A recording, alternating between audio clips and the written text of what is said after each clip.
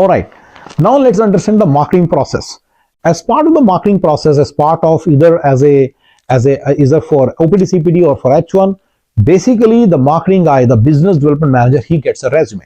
So you as the VPH will give you, or the VPH will give them the resume. That's done. Once they have the resume, they will clean it, make sure it looks good. There are some specific issues in H1 H2 resumes.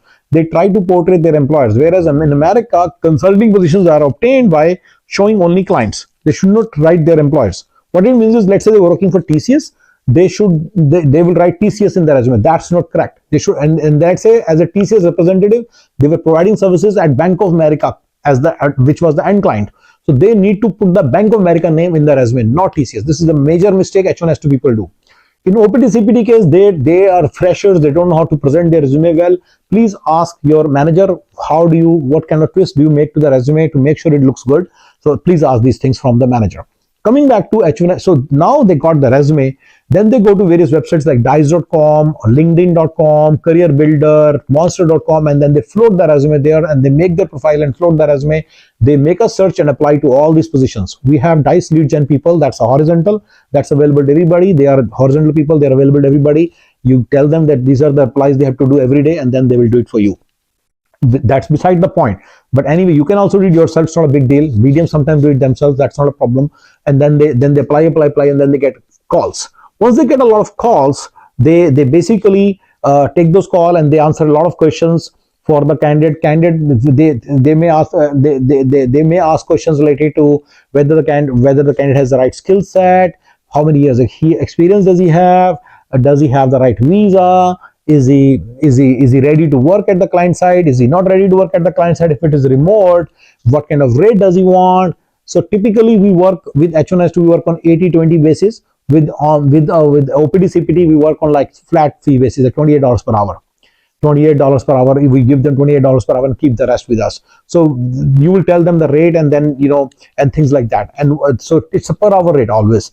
It's always 40 hours per week. It's always per hour. And that's how the rates works in this thing. And they'll be signing a cop-to-cop contract. When we are looking for positions, we don't go for full-time positions or W2 positions. Full-time positions means they will be working with the end client directly. Our candidates don't have the ability because they don't have green card citizens, so they cannot work with them. W2 position means they will be working with vendor. Remember, I didn't say it anywhere. So we should not be targeting those positions, because those positions means our candidates do not have green card or citizenship, right? So they cannot work with the vendor either on W2 basis, because they'll have to join their payroll. They're on our payroll, they have to stick to our payroll because they're on our H1 or on our OPT. They cannot easily shift. Even OPT guys cannot easily shift. Remember I told you. So from that perspective, they'll stay with us, and then we had to market their resume. And so the vendor company will write a corp-to-corp contract with us, or company-to-company contract. It's called as corp-to-corp or C2C. So on C2C basis, they will work with us, and that C2C basis will be an hourly rate, and that's a 40-hour week always. And those are the only positions that we should look for. We should not look for W2 or full-time positions, because that's of no use, right? Now coming to once C2C positions we have finalized, and we submit the resume. Typically after 1 week, or you have to do the BDM has to do a lot of follow-up, and after 1 or 2 weeks the vendor will contact back saying that hey, there is an interview request. Vendor on the behind the scenes must have gotten 20-30 resumes.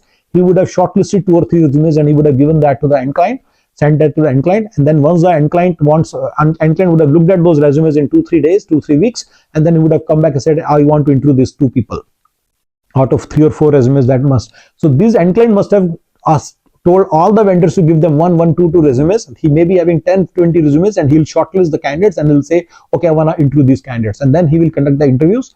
And then typically end client, within the end client, there will be 2 or 3 hiring managers who will do the interviews, separate interviews. There will be 1 technical round always, which will be hyper technical. Rest will be personality rounds and things like that. There will be usually minimum 2. Many a time there will be as many as 3. Mostly 3 rounds are there. Sometimes there are 4 rounds. 2 rounds are minimum. It's very rare to have just 1 round of interview and then get selected. Vendor will always say there is 1 round only, but it's never so. In case of OPT CPT or H1 H2, okay, in any case they will say that there is. But now coming back to this thing, once both the rounds are over, then they say, okay, like the candidate, they will offer, and that's one we call as a closure. Once the closure comes, We prepare the candidate for joining. If it's an OPT CPT guy, we train him in the JD job description, make sure he's very ready. We would have done that's the same thing before interview also. We would do the same again after the interview and after the closure, and make sure that he's ready for joining. We have to make sure he goes to the client side and starts working there, right? Right, and he starts working there, right? And once he starts working there, after every week he sends a timesheet. We get the timesheet, we keep it in our records. After a month, typically we pay the salary to the candidates on 15th till the 30th. Let's say they work from 14th to 30th, so that salary 14th to 30th will be paid on 15th of the next month, and then next month's 1st to 30th salary would be paid on the 15th of the following month, and so on and so forth. So basically that's how we pay them. And so then you need to make sure the candidates are getting paid. Our BDMs are very well attuned to that. And remember, candidates at this point, they start driving, when will my salary come, when will salary come? So you cannot do too wrong. Where we go wrong is in doing submissions and doing like this. So this is the marketing overview. This is how marketing is done. Then there is recruitment side. On OPT CPT, there is a different kind of recruitment. The way we do it is we have various lead sources. Like for example, Facebook, or we have friends referrals, and we call friends, we call different OPT candidates that we have, and then we call our supplier friends, we call different kind of people, and then we get the referrals. Facebook groups is a very good source of OPT candidates, but then there is Indian Students Association websites on various universities. How do you do it? Mega Google Indian Students Association. You will get a lot of websites on Google. Go to each and every website, look for the Indian Student Association, look for the president's number, and there are 5-6 board members. Cold call them, and then they'll tell them that we are getting jobs for people, and they'll give you the job. They'll get you some candidate. You need, after cold calling, you need only one candidate. If you place him or her, you're done. Then you'll get unlimited referrals from him or her, right? So this is how you get the candidates. This is the candidate cycle. Then once you get the candidate lead, so level 1 lead is when you get, level 2 lead is a person who has shown interest. Level 1 lead is, remember I told you there is a board of directors and all that of Indian Student Association. That's your level 1 lead. You cold call 6 of them or 60 of them, you'll get 1 lead. That's your level 2 lead who has shown interest. Then level 2 lead, you talk to them. They are obviously talking to many people. You tell them that this is how much you will pay. You'll put your conditions. They have to put your name in the service. They have to come to the guest house. They have to start training and blah blah blah. And then you'll ask them to come to the guest house, right? Once they come to the guest house or fulfill any of the conditions, either they go to the service or something, those conditions are changing every day or every month. We have a new policy regarding OPT CPT level 3 leads. Only then we start marketing, because we have to put a lot of effort. So please talk to your manager and make sure you know the latest policy. Now, after level 3, once the person is level 3, then what we do is once the person is level 3, we start his marketing. That's pretty much what it means. And once the marketing is done, during the marketing process, they'll have a lot of questions. How my marketing is going, this is that, and you get them calls, and help them clear the interviews, help them clear the present the resume well, help them take the vendor calls, and so on and so forth. Eventually, when they clear the interview, then motivate them to go to the job. They'll be a little bit scared of going to the jobs. Do all that. That's called as candidate relationship management, and that's a separate department called CRM. And that's what the role typically managers end up taking. The revenue model owners typically end up taking this job of controlling these small risks. BDM work is standard. It's a canned job. BDM work, the marketing guy sits, he has the resume, and he tries to get the interview. Once he gets the interview cleared, his job is pretty much over. Rest of the other things, recruitment and handling the relationship with the candidate, these are your things. You have to do these things really well. So many revenue model owners, typically with 1 or 2 BDMs, they will be making a good team, and that's how it works. Now coming to, so once the person starts working there, typically very less work is there, but there may be small things related to timesheet, this, that. So revenue model owner owns all those things and make sure there are horizontal people who basically help them, but still, this is your responsibility. Now, this is your revenue, this is your OPT CPT marketing, and how the ECS is done and everything, and how the recruitment is done. How recruitment is done in H1, H2. We get the list from various sources, and those we call as level 1 leads because they have not shown interest yet. We call them or message them. Then some people show interest. We send a simple message. Hey, we have jobs. Are you interested? And we have a lead gen team. They can do this job. It's a very simple message. Once people show interest, then a level 2 proper recruiter is assigned. Once they become level 2 leads, then a proper recruiter is assigned. That proper recruiter, okay, at the level 2 level, there are, even in OPT CPT and in H1, H2, there are a lot of protocols that have to be done. Their WhatsApp group has to be created. Their record has to be created in candidate sheet.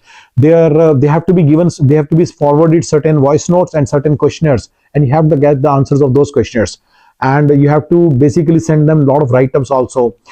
These we may be sending them the links to some videos as well. They need to look at those, and they need to be given access to certain trainings also, so things like that.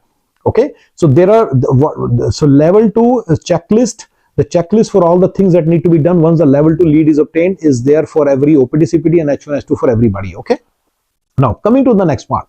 Then once once level 2 checklist is given to H1 H2, they have hundreds of questions. Actually, converting from level 2 to level 3 of an H1 is a big task. But anyway, level 3, they would agree at some point of time. They will give their documents. We need their SSN, DL, and a couple of things. SSN, DL. We need their SSN number. No. We need their DL, we need their passport number, yeah, we need just these few things, and their resume, 3 things. We don't need their SSN, I think. When we have these 3 things, we can start their marketing. And once we have these 3 things, that's the criteria that the level 3 lead is ready, and then we start their marketing. Once we get the job, they have to take the interview, we prepare them for the interview, make sure they are able to understand the interview and clear the interview. Once they clear the interview, their paperwork starts. Once the paperwork starts, their H1 visa is also filed. A lot of hand holding is needed with the candidate at this point. That's where RMO comes into picture, revenue model owner, the owner of the business. You'll be having 1 or 2 BDMs, and rest you'll be having you need to talk to these guys and understand what they want, and make sure they are doing a good job, and make sure the candidates are understanding what they're getting into, because at this point we're looking at spending $4,000 to file the visa.